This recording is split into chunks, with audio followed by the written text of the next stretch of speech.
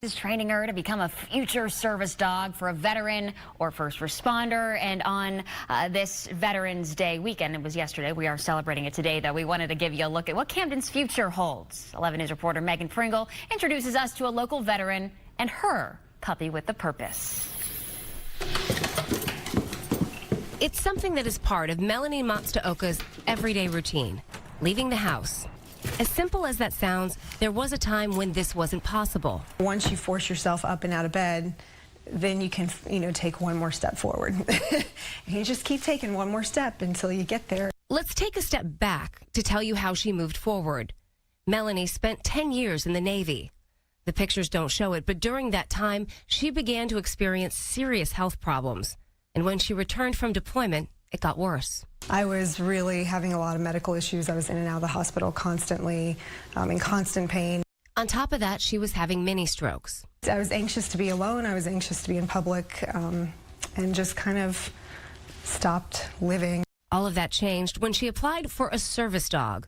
Liberty has been with Melanie for 4 years, and everything has changed. I was able to go off all of my medications that I had been on for years related to that. Liberty is trained to help Melanie in a number of ways. For example, if there's an emergency. Can you bring the phone? Phone. Come on. Yeah, good girl, yes. She's also trained to alert a person. After 2 years of not working, Melanie now works full-time. Liberty, push.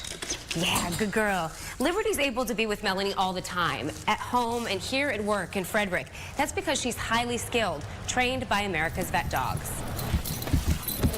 Camden, our puppy with a purpose, is being trained in the same 16-month program. All right, come on. America's VetDogs prepare Liberty for all sorts of situations so Melanie can take her to work, where she's an important addition to the staff. It educates all of us to know when Liberty is in the office and she's wearing her jacket like she is now, that we know that she is at work. And if the vest comes off, Liberty gets a break and knows just where to find the best snacks. Libby, come on. Melanie says she's beyond grateful Liberty allowed her to live again. And she's seen it with fellow veterans, too. I know veterans that have had the gun to their head, and it's their dog. Sorry. It's their dog that comes and puts his head on their lap and changes that for them. Life-saving and life-changing. Megan Pringle, WBAL, TV 11 News. Wow.